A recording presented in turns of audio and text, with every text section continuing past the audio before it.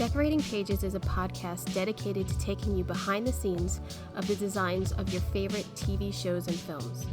Each episode, I'll be sharing design stories from some of Hollywood's most famous sets. Interviews from set decorators, production designers, directors, and actors about creating the look of TV and film, about their design inspirations, and stories that take sets from page to screen. Hello, and welcome to Decorating Pages. I am your host, Kim Wanup. Look at this! Twice in 1 week I've got to put out an episode. I don't know how I'm doing it, but it's because it's awesome. Because there's so many great projects out there, and people want to celebrate their work, which I think is fantastic. And I want to talk to them about celebrating their work in production design and set decorating and more. So I feel very lucky that I've had all of these interviews these past couple weeks and been able to share them with you.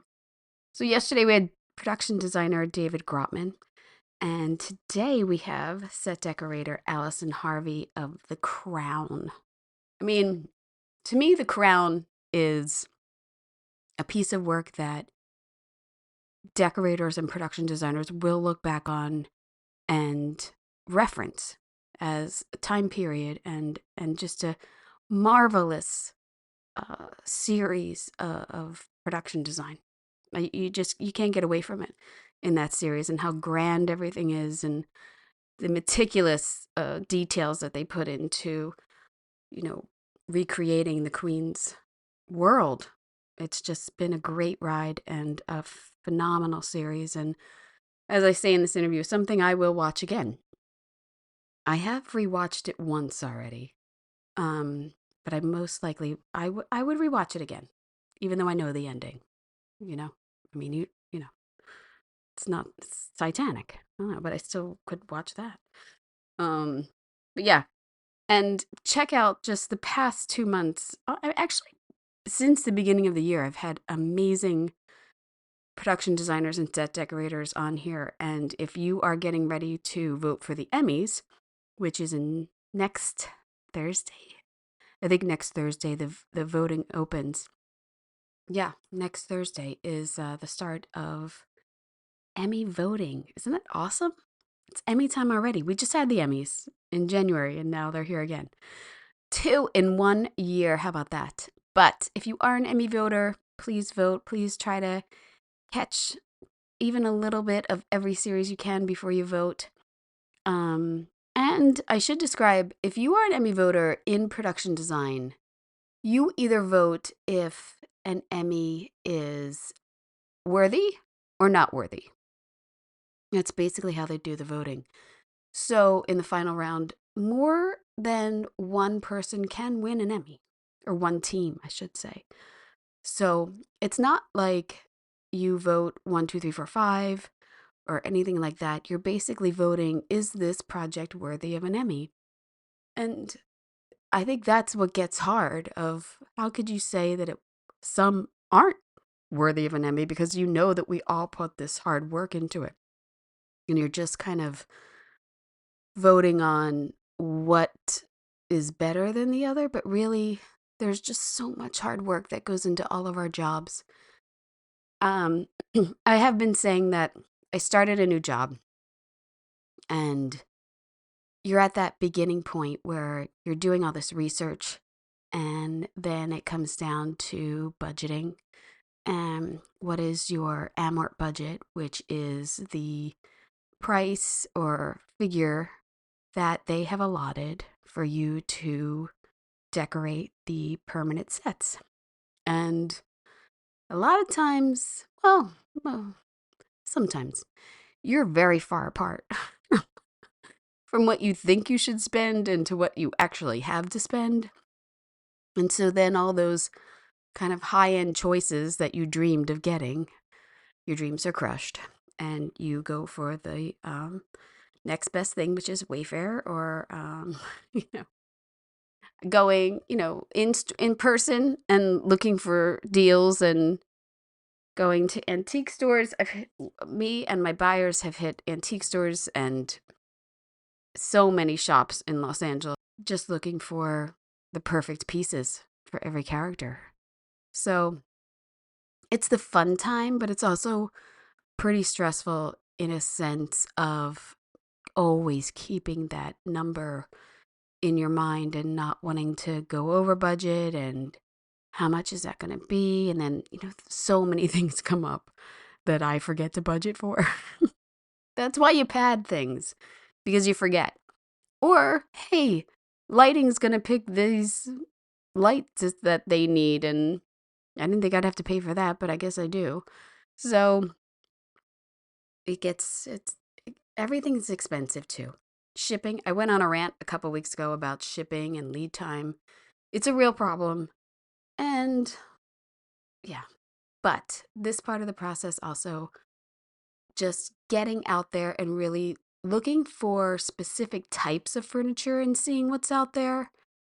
It's so great. It's like such the best part of the job of like researching furniture, what works with what, seat heights versus table heights. Like there's so many things that go into making decisions in set dressing, and I love it, and I hope everybody recognizes that. And I'm sure if you're listening, you're a fan of production design, so you're paying attention. How about let's pay attention to what Wanup's watching? How about that? Let's mosey on over to that subject. I watched this movie called Not a Stranger in 1955, and it's not a nominated production design movie, but it was on like the suggested things, and I just thought, oh, that looks, the poster look cool and everything.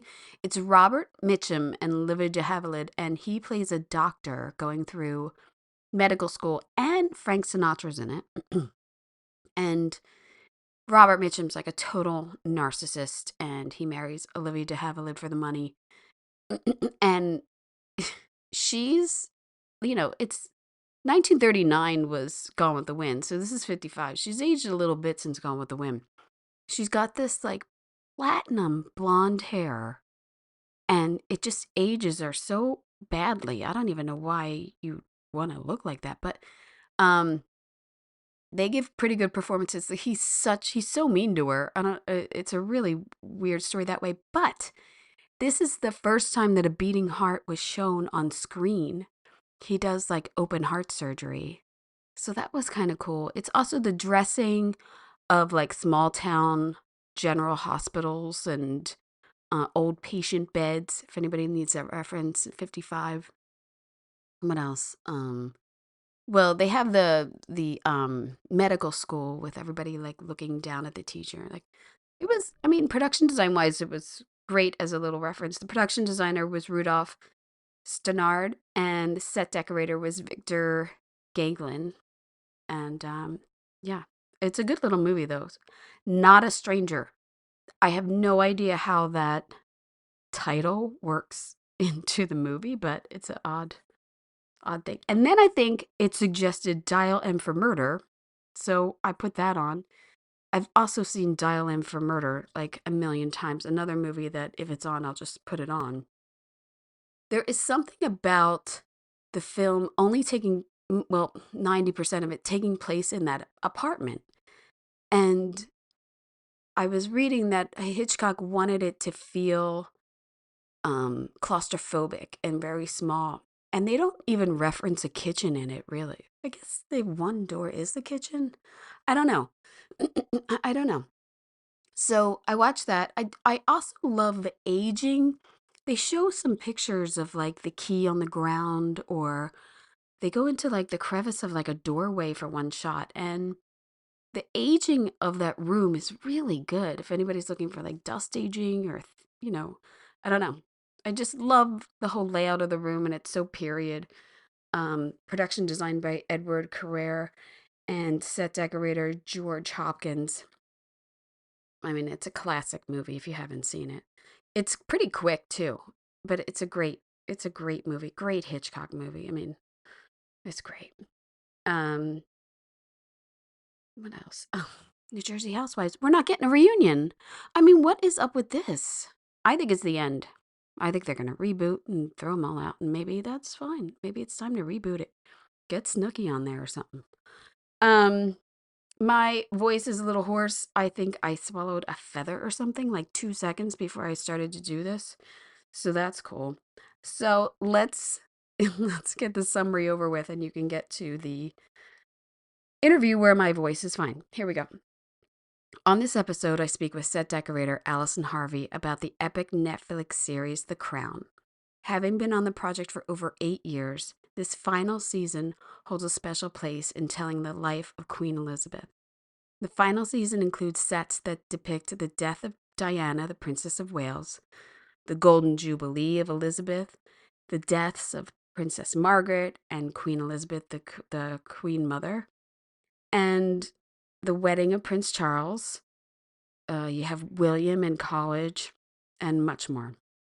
So we talk about the color palette of the decor changing over the seasons in her life, some of the character palettes and specific dressing she had for, say, Margaret or Diana, and some of the hardest sets that she had to decorate over the series, and giving this amazing series a glorious set to end on. I would have to say it was a fantastic ending.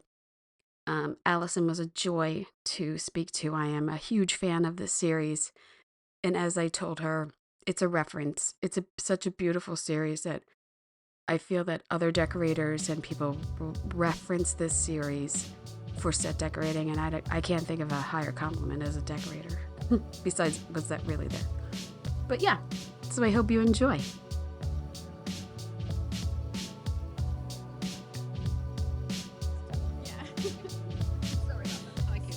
Sometimes 1 out of 2 is a win. Nothing. Yes, absolutely. Thank you so much for taking the time out to do this. I really appreciate it.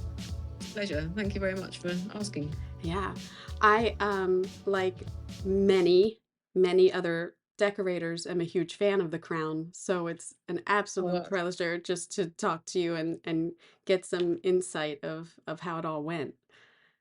Well, it's very nice to sort of speak to someone who goes through understands the job, you know. So it's brilliant because so many people don't. Yeah.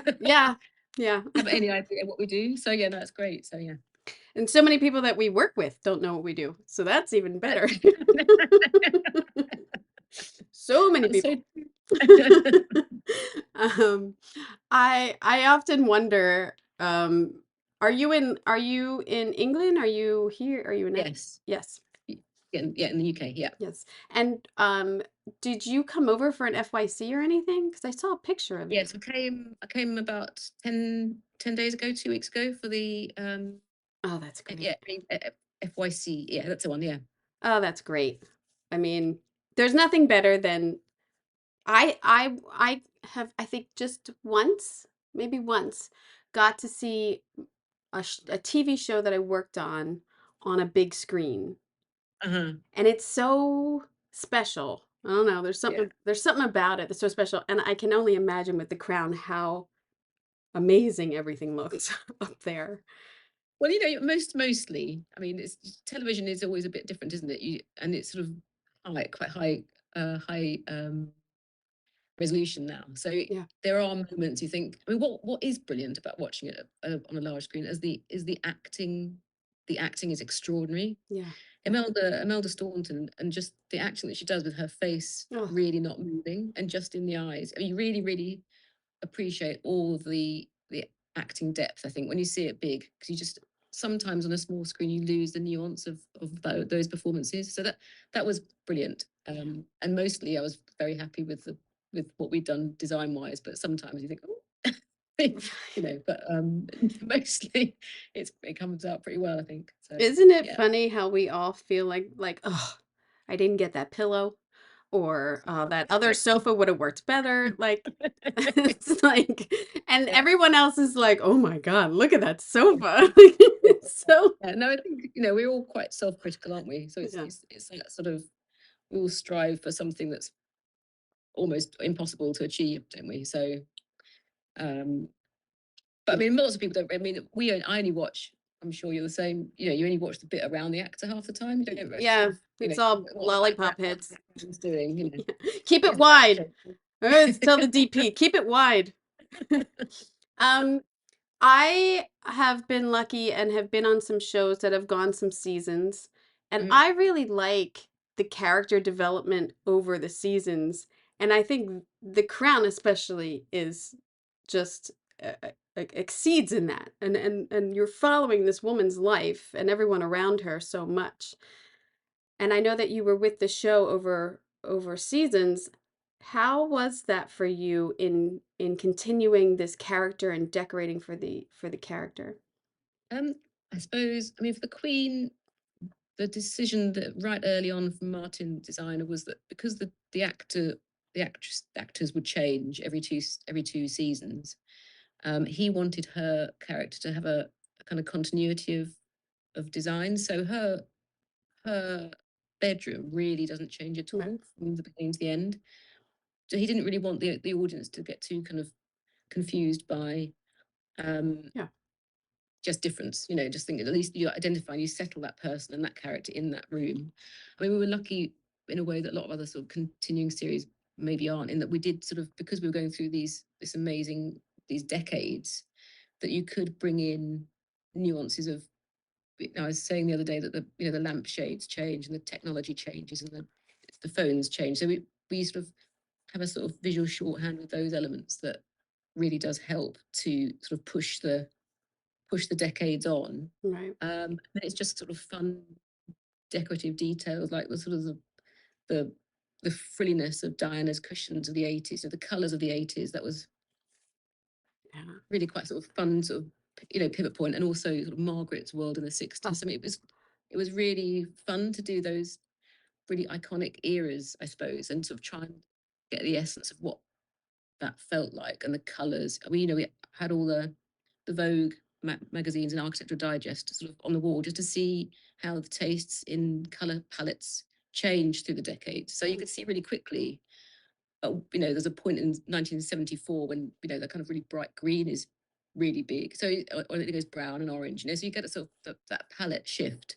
right. Um, so I suppose it was trying to sort of bring in any of that elements. And so it was really easier when we sort of stepped beyond the palace, because the sort of the royal interiors are full of antiques that have been there since 1680 or whatever. So it's kind of, those things don't really redecorate. So it's sort of the top dressing and the sort of the personalization of those characters that you could bring in more than they didn't. It's not, and everything's covered in silk damask from Right. Right. 1700. So you can't necessarily bring in that much, apart from Diana's world and Margaret's world, who were deliberately sort of sitting themselves outside of the royal palaces a bit more, and being a slightly more rebellious, I suppose. So we tried to kind of emulate or accentuate that with their interiors, because they are slightly transgressional in terms of the royal family, I Right. suppose.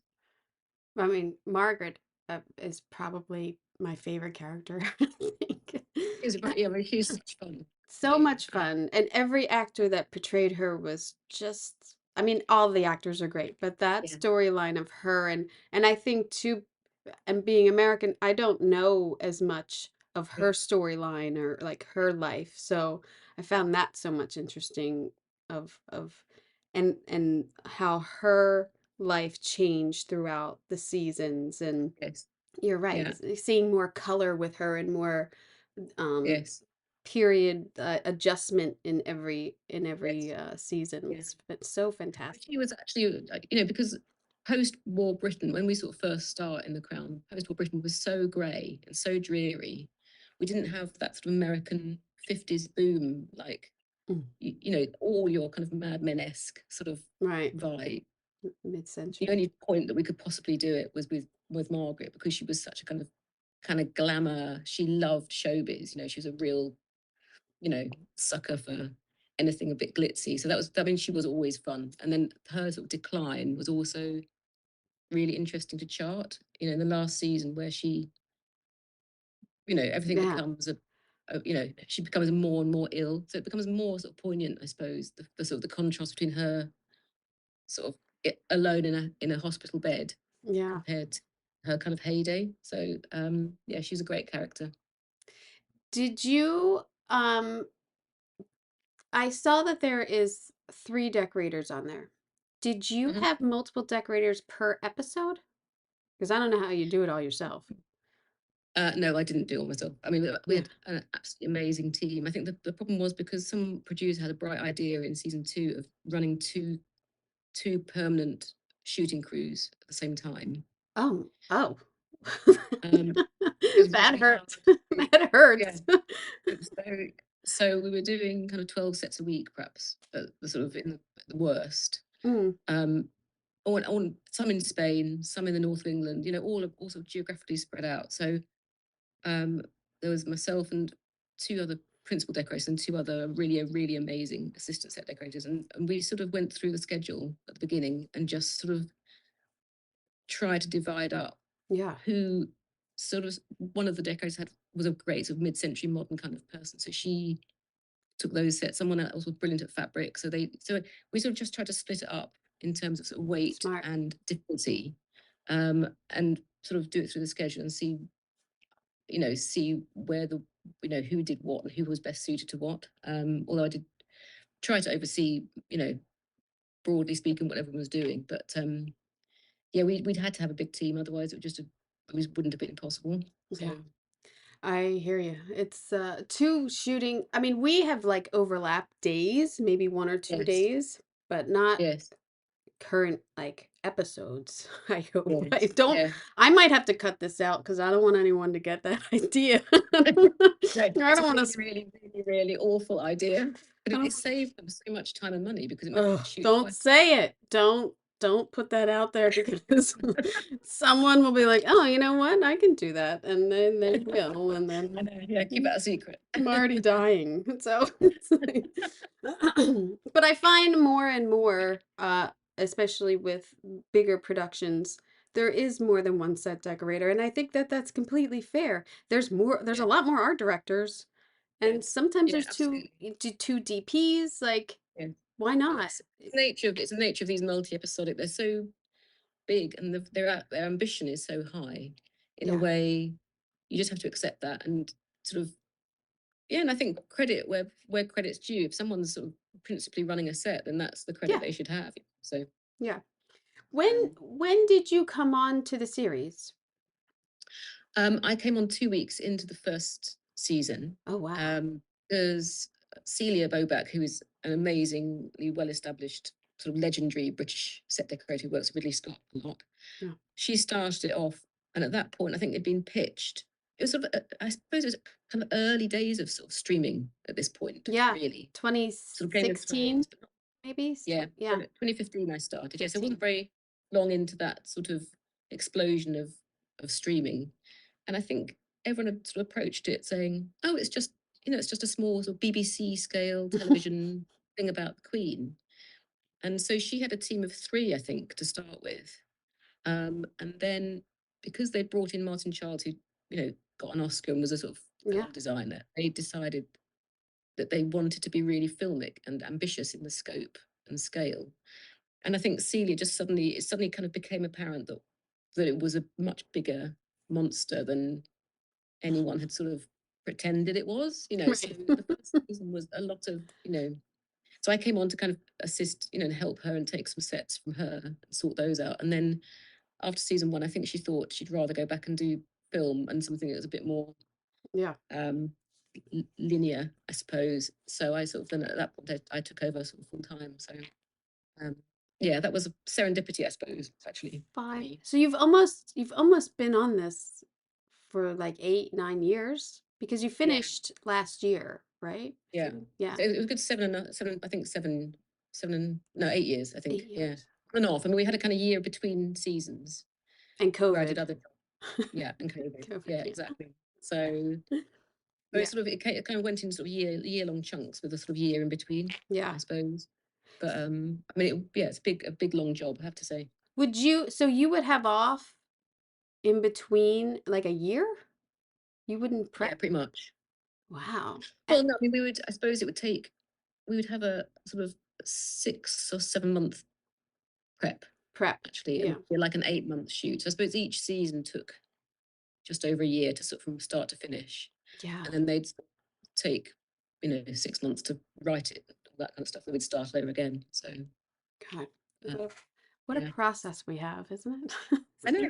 So it? what are you working on? I just started a show called Dr. Odyssey. You know, as decorators, all of a sudden you get a project and you become an expert on cruise ships or, Yes. you Yeah, know, the exactly. queen or Yeah. like Yes. so you Yeah. start diving into all this research of like, oh, what's actually in a cabin and how are the cabins all the same and what are people bringing with Yes. them and so Yeah. it's I been think, it's yeah. been fun and then I've been lucky. I do mostly like half-hour I like to work in comedy because I think you Yeah. gotta Oh, it's good. laugh. You gotta Yeah. laugh about all this. And Yeah. sometimes the For sure. drama the drama is when you're down and out and it's drama, you're like, oh, I just want to laugh. Yeah, I So know. Yeah, yeah.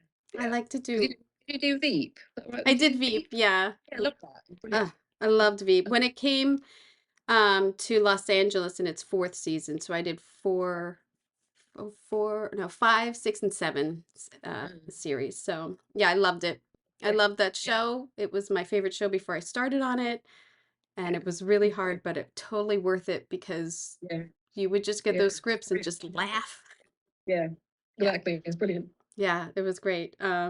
So I also too know like oh, you start and then you live your life and like what happened? Oh yeah, in season 6 of that show, I was pregnant or like Yes. in season 4 Yes. I got married. Like Yes, exactly. Yeah, it's funny, isn't it? Your sort of life kind of runs parallel, doesn't it? It's yeah. weird. Was there like this huge responsibility on you to match like like research or was there more free form of like we want to push it more, we want it to be more opulent, we want it, you know, I think probably a bit of both of that. I mean, we mm, tried to be quite on. It's quite a sort of sincere. It's quite a sincere drama, I suppose. When we try and honour and be respectful of the have well, and it's finished now, but respectful of the sort of royal family and as true to the research as possible. So there was a massive and amazing research department that went through all the history at the time, and then that was sort of fed into the scripts. And then I think Peter Morgan would either sort of push it a little bit or, you know, to dramatize it to some extent. But it was all very much based on a sort of fact to start with, and sort of visually. Um, I suppose we did a sort of heightened, a slightly heightened reality because if you actually look at some of the interiors, if there is any sort of reference of where they live, the royals lived. I mean, quite often it's not actually. It's sort of grand, but not necessarily mm, beautiful. Sometimes it's sort of. right, right, So we did glam it up a little bit, I suppose, just by I suppose color schemes being a bit more yeah, in keeping, and just we just sort of make it a bit more filmic, I think, in terms of scope and scale. Um, and yeah, so we did try and sort of stick fairly closely to an imagined reality. So having gone around all the sort of stately homes of Britain as I have in sort of work and pastime, um, you do sort of get to see behind the scenes of some of these stately homes and what they're actually like, and they are often quite. There's Did, always, they're always draft, they're always cold, they're always full of right, an amazing architecture, and it was sort of you do get a sense of kind of there is a bit of chaos in most people's lives, so you get a sense of what the aristocratic environment is like behind the public rooms, I suppose. But we never had access to anywhere that the royals really lived, so right. um, it was a bit of an imagined version, I suppose. Yeah, I was wondering if they didn't like they're like do for like say for Veep, like some Yeah. rooms of the White House are never photographed, and then you just Yes. kind of gotta make it up, or you see like one photograph from like decades Exactly. ago. So I Yeah. was wondering how Yeah. photographed their lives were privately that you could draw from. There are a couple of documentaries where they've been interviewed, and the same. You kind of study them really closely to try and get some kind of nugget of sort of characterization or information about what it's like. I mean, very little though. So I went to Britannia and all the public, all the palaces, but you're only allowed into the public facing rooms. So Oh, wow. and then you sort of have to watch all the documentaries through the whole of history that anyone's ever made about them, and just again see if there's some bit of weird footage that someone's slipped in there. So Right. I did watch a lot of royal documentaries, I have to say. And you do get a sort of sense of what it is.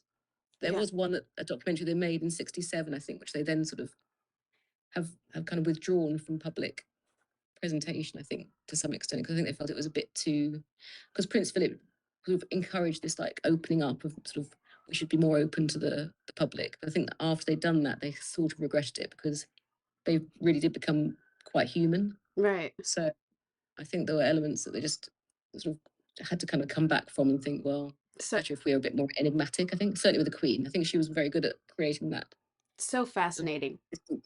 Yeah, It's such a fascinating life, and I think that's what intrigues all of us to watch it too, is just the yeah, behind the yeah, scene of like what is really going on over there. Like, yes, yeah, yeah. No, I mean, it's what is I think what Peter Morgan does so well is actually make it relatable. So all the family dramas that everyone has in their own lives are all sort of played out yeah. within their own family. You know, the sort of the rivalry, the jealousy, the resentment, the betrayals. You know, it is quite.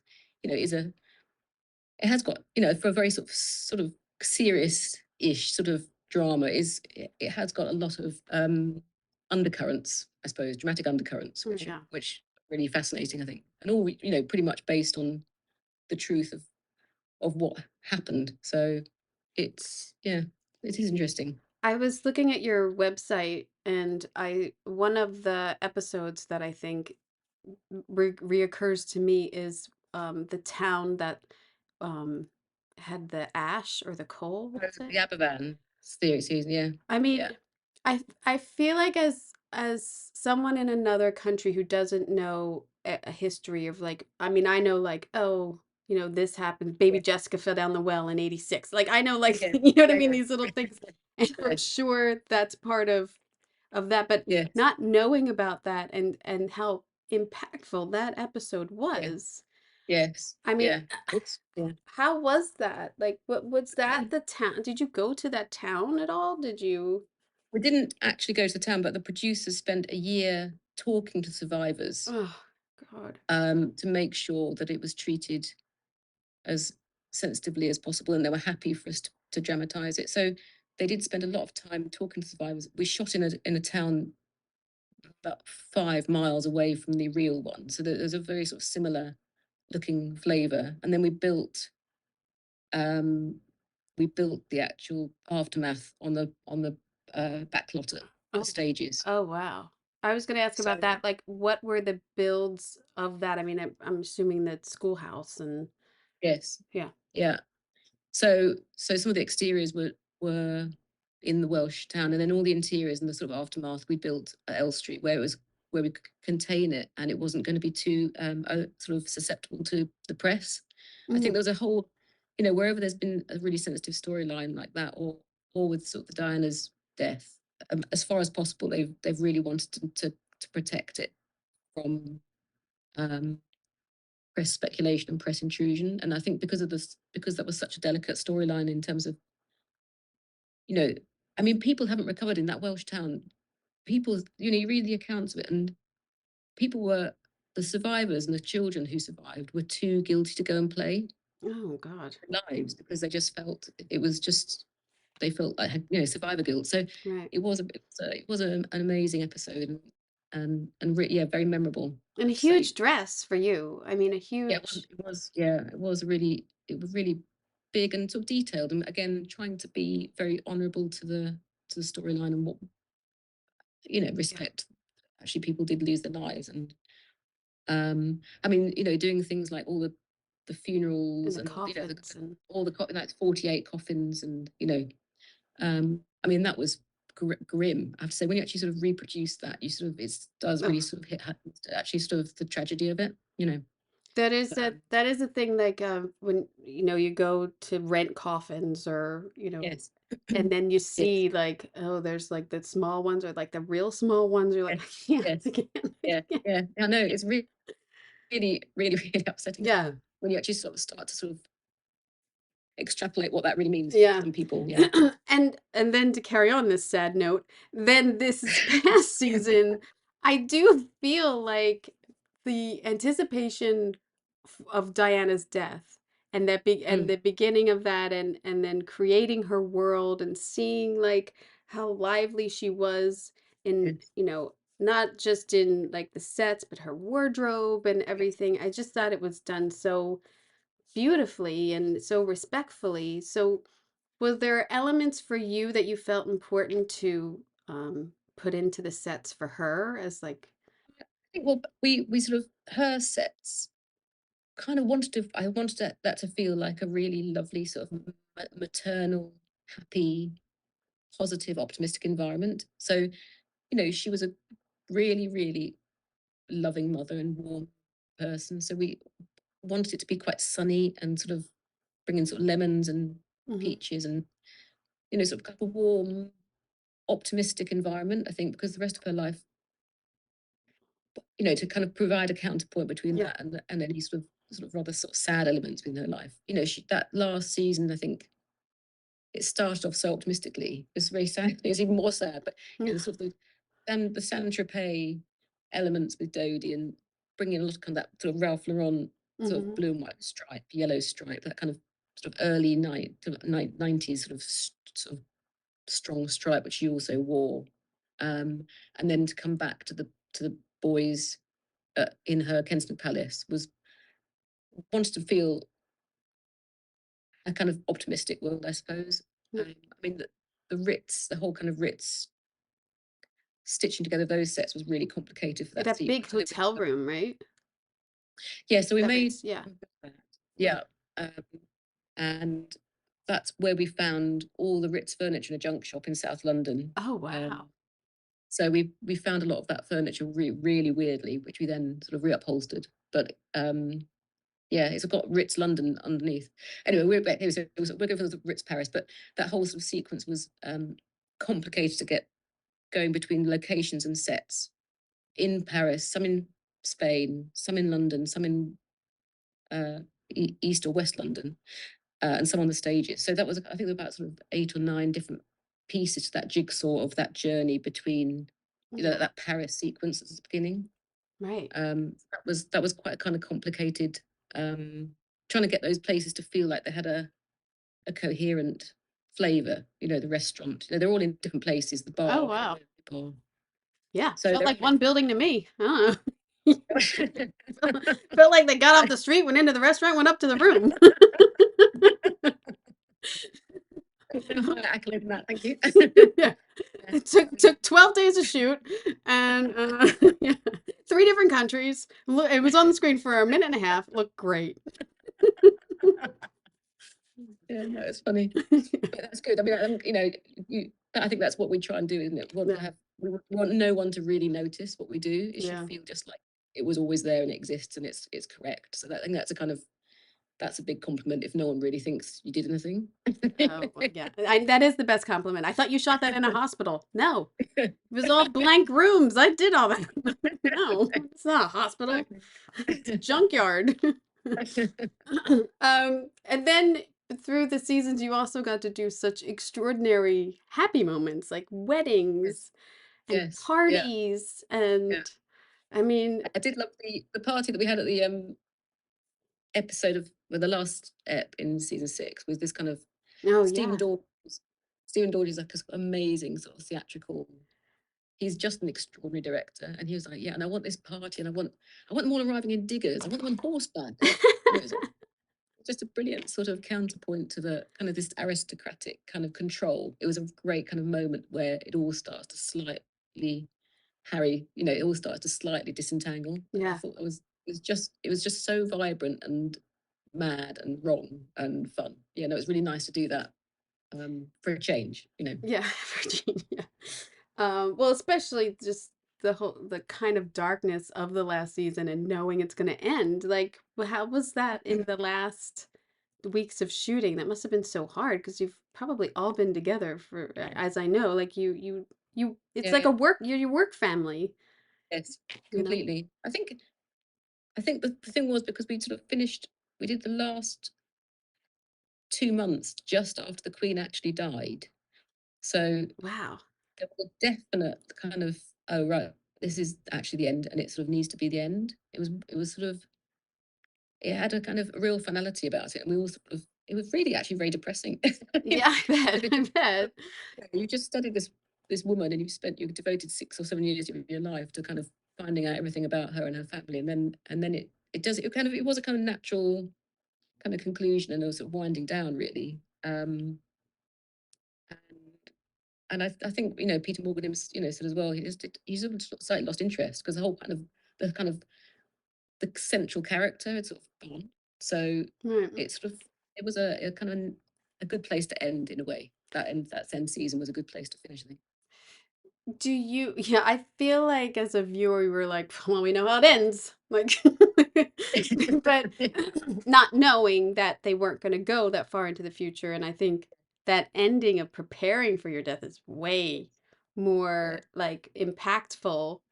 Yes. Yeah. I mean, apparently they were doing that for 20 years before she died. Right. I So mean, that who knew? that I, was the yeah. funeral we did, which was, I think, one of my favourite sets we ever did, really, because it was so complicated to do, Mm. uh, and so poignant as well. But yeah, no, so they were planning. Our royal advisor, we had a royal advisor who would sort of just say, no, they don't use coasters on tables. They just put the cups straight on the table, hot rings or not, because they're all antique furniture. They don't really care about. So it's like, no, they're What? very kind of laissez-faire with their antiques. So he would occasionally go, no, that's wrong, don't do that.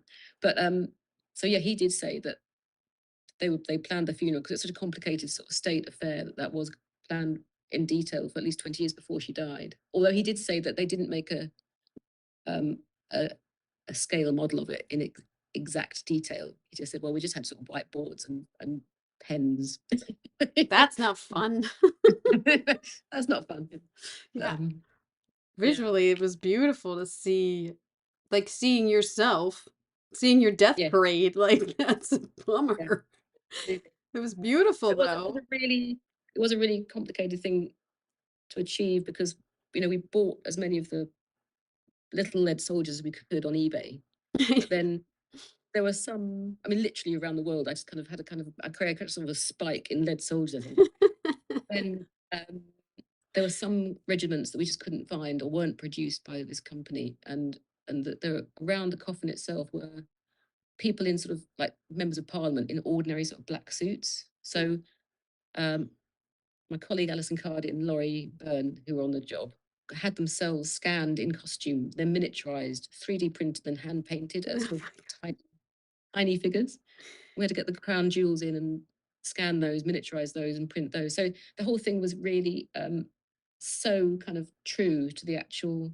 Everyone Wow. sort of studied the footage of the funeral forever, going, oh no, hang on, there's a dragoon there, and he's holding a halberd, and you know, so all the we tried to get it really, really correct. So that was an amazing set, and I think it looked really good at the end, even Oh, though I say so that's myself.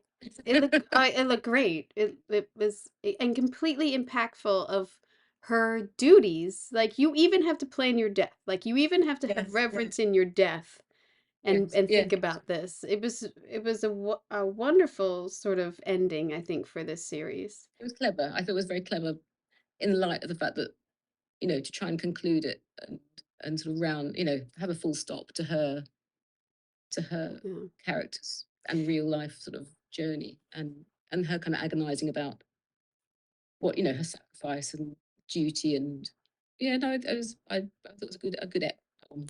Do you know if she ever watched it? Oh, do you know? I don't. I know, I know the princes have watched it. I don't know that the Queen has watched it Mm. actually. So It, I think the rumor came out that she had no satellite or cable, whatever. that's a sin. She could only She watch didn't have BBC. Netflix? What is up with that? Send her a free card. Like, it was that was I don't know. I don't know how much is true. I suspect she might have watched it, but who knows? yeah. Who knows?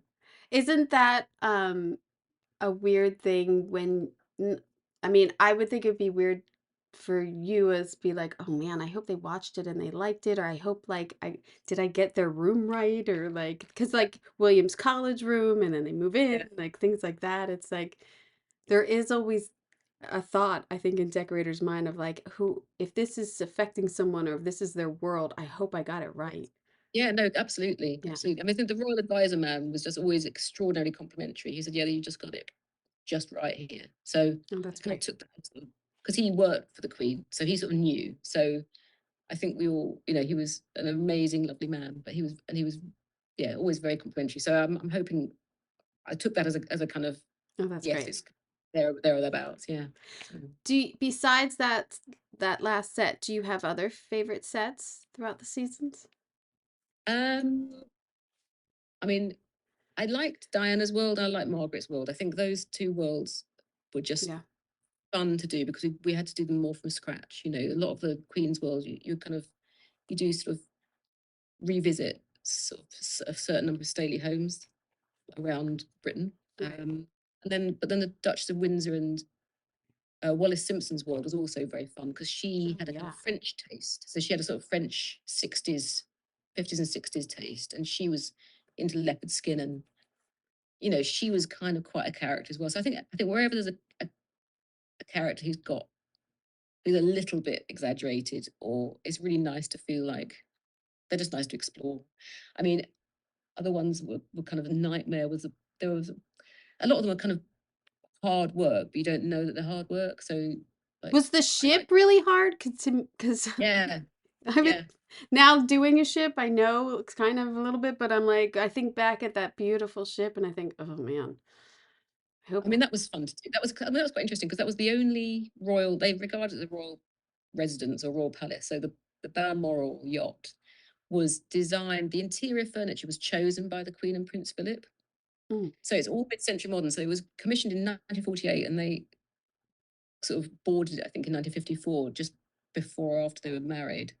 And it's just an absolutely kind of iconic bit of mid-century modern sort of what they chose. So everything is teak and lovely, and it's really quite apart from the chintz sofas. So you've got kind of mixture of these amazing sort of beautiful teak Danish right. furniture, but you still got some English chintz. You've still got Colfax and Fowler fabrics Mm, and frilly valances, which they just couldn't seem to escape. So it's a quite interesting mix of a mid-century moment with English country house style.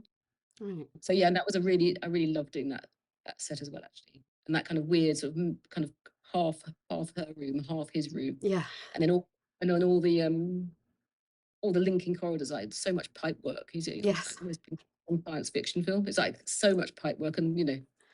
But yeah, that was a really nice set to do. That was a proper like from scratch build and dress. You know.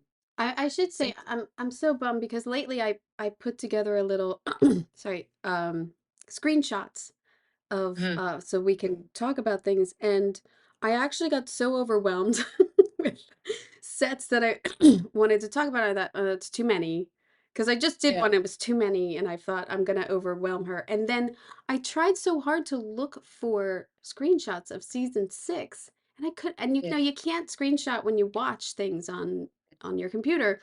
So I'm Yeah. so bummed that I don't have it visually to talk to you about. But the amount of sets that you have per episode, I mean, is that Mm. like 40, 60, like hundreds? I mean, Um, sometimes it's quick pops and and then half of them, I think, just didn't make it because I oh, think people more that's than sort of awful. like to do it and then decide in the edit whether he wanted it or not. So a lot of stuff never even made it to screen. Oh, But I mean, I think we did like 2,500 over wow. the 6 seasons. I think it was 400 a season-ish, I think. Wow. So yeah, Congratulations. That is, and you're still alive. You did it. no, it was quite tiring. I have to say. Yeah, yeah. I hope you had a big rap party. I hope. I did actually. It was good. But yeah, no, it is, I think it was really, we could only really, because actually we only sort of had about 6,000, average £6,000 per set. Hmm. So we'd only ever afford to hire them for a week. So you have to sort of pick them up, dress on a day, shoot for a day, and send it back, and then do the same thing.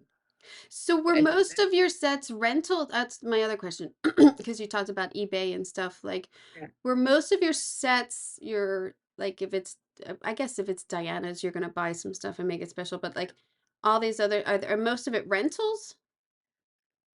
well, we did actually end up having 12 shipping containers and 4 prop stores of Wow. purchases because you know, you can never have too many occasional tables or lampshades, can you? So, you know, there were Yeah. things like that which just were useful as a sort of a library of pieces that I basically would buy every Saturday. I would just spend the day on buy auction things Hmm. because some of it which wasn't there wasn't really much to hire that was from the 80s or the 90s. It's all in landfill. So, you know, the 50s and 60s was a bit easier, but that kind of weird 80s and 90s and early 2000s didn't really kind of exist. So 90s is hard.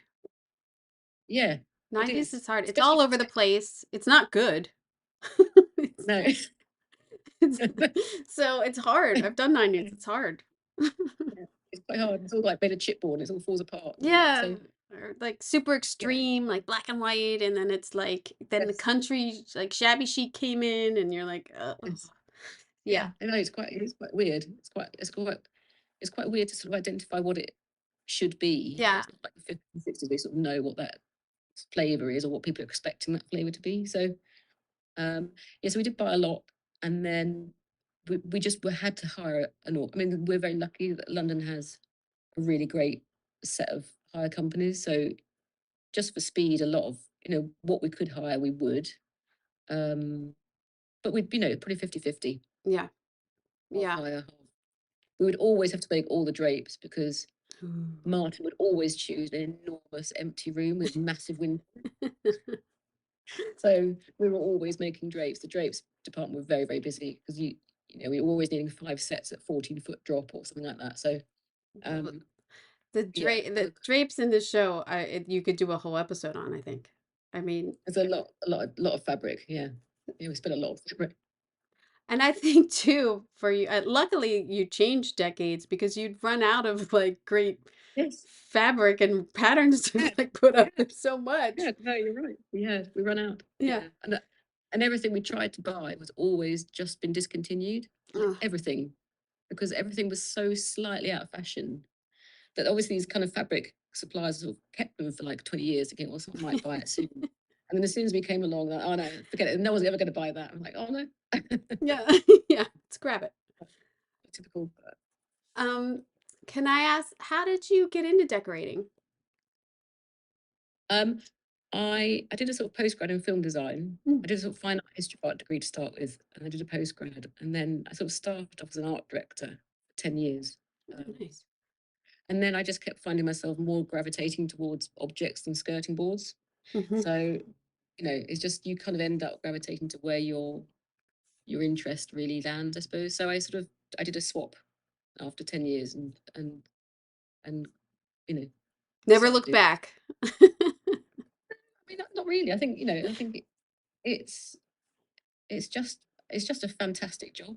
I mean, and I have to say the crown of all the jobs to get was a pretty lucky job, I think, to get, because although it was really, really hard work, it was an amazing, fascinating, and lovely job to work on. So yeah, very lucky to have got that one. Oh, well, and I think lucky to have you to be able to produce all these sets in time and, around the countries and Yeah, I being think able to it keep up. did need a certain sort of character of swift. You need to make quite quick decisions and be quite decisive, because there's not enough time to prevaricate about anything. It's a bit like, is that right? Yes. Yes. Let's go do that. Yeah, just to get up there. Because even as we know, as much prep time as you have, that's only for kind of the first, the builds in the first episode. Once you get running and it's Yes. episode after episode, there's no Yes. time. You have to make quick decisions. You have to. Yeah. I think that's what the prep time does give you, though. It's that kind of moment where you actually sort of think, okay, what is that decade? Yeah. So you do get you kind of immerse yourself in that, the shapes and the styles and the colors and the palette and the fashions. You can, at least when it comes to the crunch, you sort of have a kind of an understanding of what feels right and what doesn't feel right. So you can at that point make quicker decisions, I think. Did you prefer doing more modern sets or more period sets? I'm a history nerd, I suppose, really. So I really love doing anything, even if it's more modernish. I love something that's kind of historical as well. So I think definitely. I struggle with having to do a lot of stuff in IKEA. Yeah, yeah. We all do. And it's gotten expensive. IKEA's not cheap anymore. So I think period is more fun. Yeah. And I think people have slightly less of an opinion about it. If you're doing something that's modern, everyone's got an opinion about what that should be. Yeah. Whereas period things, people just kind of sort of defer to what they think you have researched and know. So to some extent, there's less sort of on-set kind of chat about, oh, I don't think that's right. You know, the gaffer coming, oh, no, that's not right. Right. Thanks. Thanks a lot, buddy. Do you have you've been, this ended a year ago. Are you on anything? Are you doing a fantasy, Ooh. sort of periody fantasy-ish, sort of Englishy. It's a kind of children's film based on a very English children's writer. And it's sort of magic lands at the top of a tree. So it's an entirely sort of fantasy world mixed with a slightly nostalgic sort of 40s, 50s English thing. Actually, it's quite a kind of shift from The Crown, but it's lovely. It's a really lovely job to do, actually, and nice to have a different part of your brain work, which is, it could be anything, which is actually really quite disturbing. It can be absolutely anything. Oh God, you know, what does that mean? It's a really different sort of challenge. I just talked to someone about that because they were the production designer on Avatar Airbender, and you know, you're making up these worlds. Is it harder when you don't have a reference photo? Sometimes it's harder. Yeah, I think it is, actually, because it sort of can be anything. Yeah. So it's certainly a different challenge. I think different challenge. Yeah, but I mean, fun. It's a nice. Yeah. I mean, we've got people living in trees, full-size people in oversized trees. So it's sort of, yeah, it's fun. Oh, that's fun. That's like a Swiss Family Robinson. Yeah, exactly. That has been referenced more than once. You're right. Yeah. So, yeah. I'm going to say thank you, and it was just a pleasure to work with you and get some sort of insight into something I am such a fan of, and I know that it's something that you rewatch. Do you know what I mean? You just know, like, because I already rewatched it to get ready for the last season, so I know eventually I will rewatch this season. Yeah. So thank you for decorating it so beautifully and giving everyone just something to reference, because I think that's something too, when you work on something and then years later someone's like, oh yeah, you know what, look it up, it was in The Crown, like, third season, they were look what they did. So, you know, you have created a world that is a reference for decorators, so I thank you for that. It's a very high accolade. Thank you very much. Oh, I bow down. It's an amazing achievement that you have there. So thank you for taking the time to do this, and I hope that the work is recognized, because the last season, like, I know. Yeah. Thank you for taking the time. I appreciate it. I'm sorry. Such a joy to talk to, and I'm always so flattered or like amazed that people take time to even talk to me, and to know that I speak to people in London or New Zealand or Australia. I mean, I'm always so flattered and just so great to connect, especially with other decorators, and just have this level of this thread of like, I know what you've been through, girl. So that was just wonderful to talk to her again. I am such a fan of the series, and so sad to see it end, but I can't wait to see what she does next, because she's a wonderful decorator, so thank you. So let's talk about next week. You get 2 more episodes. How awesome is that? Kim Leonard, set decorator of Netflix's, it was a limited series about drug dealer, queen of drug dealing, Griselda. And Kirsten Mann, the costume designer of Loot, which amazing costumes for Maya Rudolph on that show. If you haven't seen season 2, it's pretty funny. Season 1's funny too, but season 2 I like better. And yeah, and then after that, and then Emmy voting is next Thursday, the 13th, and that runs to the 24th of June. So if you're an Emmy voter, get your votes in next week. There you go. So I hope you got an earful. I am Kim Monop for Decorating Pages.